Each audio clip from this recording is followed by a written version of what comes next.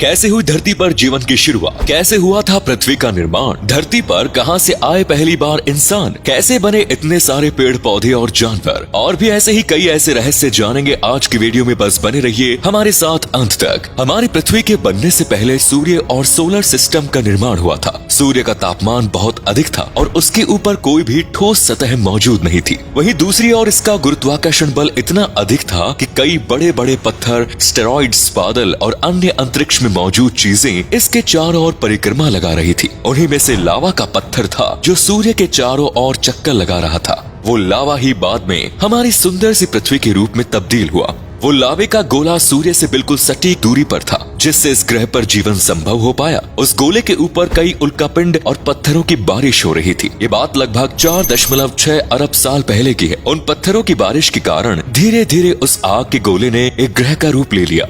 लेकिन ये ग्रह अभी रहने लायक नहीं था। इसका तापमान 1200 डिग्री सेल्सियस से भी अधिक था और न ही इसके ऊपर कोई ठोस सतह मौजूद थी। यह अब भी एक प्रकार से गैस और लावे का ही गोला था। 600 मिलियन वर्षों तक ऐसे ही इस ग्रह का निर्माण होता रहा और इसके ऊपर कई प्रकार के पत्थरों की बरसात होती रही। अब 3.9 अरब साल पहले एक समय ऐसा आया जब बहुत बड़ी संख्या में उल्कापिंड धरती के ऊपर गिरने लगे। इस फिनोमेना को द लेट हेवी बॉम्बार्डमेंट कहा जाता है।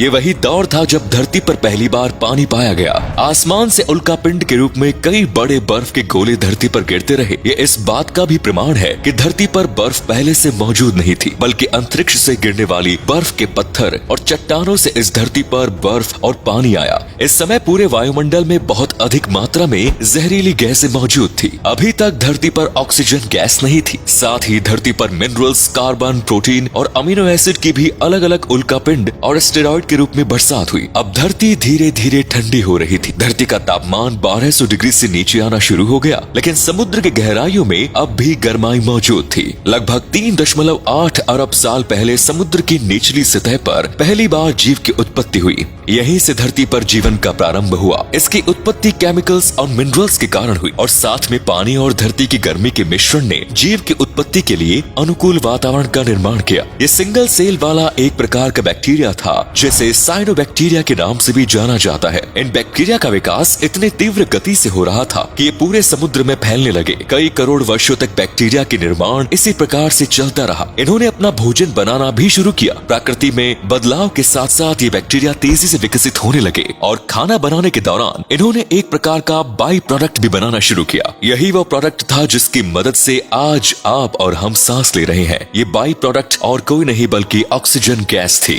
अब धरती के क्रस्ट में हलचल होनी शुरू हो गई। धरती के अंदर मौजूद टेक्टोनिक प्लेट्स में मूवमेंट होने लगी, जिसकी वजह से द्वीप का निर्माण हुआ। सबसे पहले द्वीप का नाम रोडिनिया था। ये धरती का पहला महाद्वीप माना जाता है। इस समय धरती का तापमान 30 डिग्री सेल्सियस हो गया था, जो जीवन की उत्पत्ति के लिए परफेक्ट था। लगभग 75 करोड़ साल पहले रोडिनिया महाद्वीप 2 भाग में डिवाइड हो गया और पृथ्वी के अंदर मौजूद लावा बाहर धरती पर आने लगा। लावा के कारण पृथ्वी के वायुमंडल में कार्बन डाइऑक्साइड की मात्रा बहुत अधिक बढ़ गई। इससे धरती पर एसिड रेन होनी शुरू हो गई। एसिड रेन ने कार्बन डाइऑक्साइड गैस की मात्रा में कमी लाने का काम किया। इसके बाद आता है पहला हिमयुग यानी आइस एज। ये पहला आइस एज होने के साथ साथ पृथ्वी का सबसे लंबा आइस एज भी था। आइस एज के समय पूरी पृथ्वी जम गई, लेकिन इससे कार्बन डाइऑक्साइड की मात्रा में एक बार फिर वृद्धि होने लगी और जिस कारण धरती का तापमान बढ़ने लगा। उसी समय समुद्र के अंदर एक नई दुनिया का निर्माण शुरू हुआ। समुद्र के अंदर कई जीवों की उत्पत्ति होने लगी और उनमें विकास भी तेजी से होना शुरू हो गया। साथ ही समुद्रों में पौधों की पैदावार भी होने लगी। इसी समय समुद्री दैत्य के नाम से प्रसिद्ध एनोमैलोकैरीज की भी उत्पत्ति हुई। ये पहला मल्टी सेल्यूलर ऑर्गेनिज्म था। इसी प्रकार अन्य प्रजातियों की उत्पत्ति होती रही। 46 करोड़ साल पहले धरती पर अब थोड़ी जानी पहचानी लगने लगी,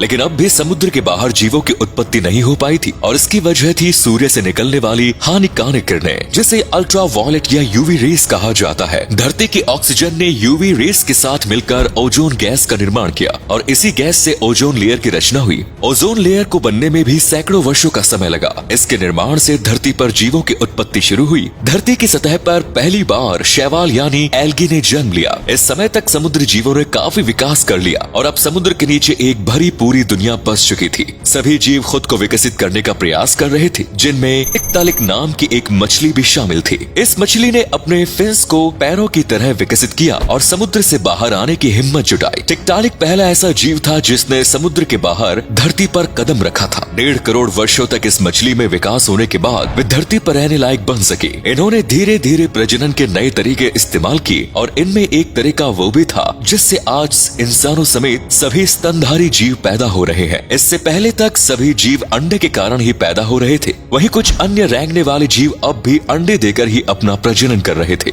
20 करोड़ वर्ष पहले डायनासोर और अन्य जानवरों की उत्पत्ति हुई। डायनासोर्स की उत्पत्ति अंडों से ही हुई थी क्योंकि डायनासोर्स मैमल नहीं बल्कि रेप्टाइल्स थे। बहुत लंबे समय तक इस पृथ्वी पर डायनासोर्स ने राज किया, लेकिन अचानक धरती का बुरा वक्त शुरू हो गया। आसमान से एक बहुत बड़ा उल्कापिंड धरती पर 70,000 किलोमीटर की रफ्तार से आकर गिरा। उस उल्कापिंड का डायमीटर 10 किलोमीटर था। उस उल्कापिंड के कारण धरती पर भूकंप आया और भूकंप से बड़ी सुनामी आ गई। उस सुनामी में सब कुछ नष्ट हो गया। धरती पर धुएं के बादल छा गए जिससे सारे डायनासोर नष्ट हो गए। लेकिन मैमल्स खुद को बचाना जानते थे। मैमल्स ने खुद को बचाने का तरीका ढूंढा और वे पृथ्वी के नीचे गड्ढा बनाकर रहने लगे। दोस्तों, धरती पिछले 4.5 अरब वर्षों से अंतरिक्ष में घूम रही है। आज इस धरती का संरक्षण करना, इसे साफ सुथरा रखना और आने वाली सैकड़ों पीढ़ियों के लिए रहने लायक बनाए रखना हम सभी की जिम्मेदारी है। भारत में तो प्राचीन काल से ही धरती का माता के रूप में पूजा की जाती रही है। इसी बात पर बोलो धरती माता की जय। चलिए अब आपसे विदा लेते हैं। अगर आपको आज की वीडियो अच्छी लगी तो इसे लाइक और शेयर अवश्य करें। धन्यवाद।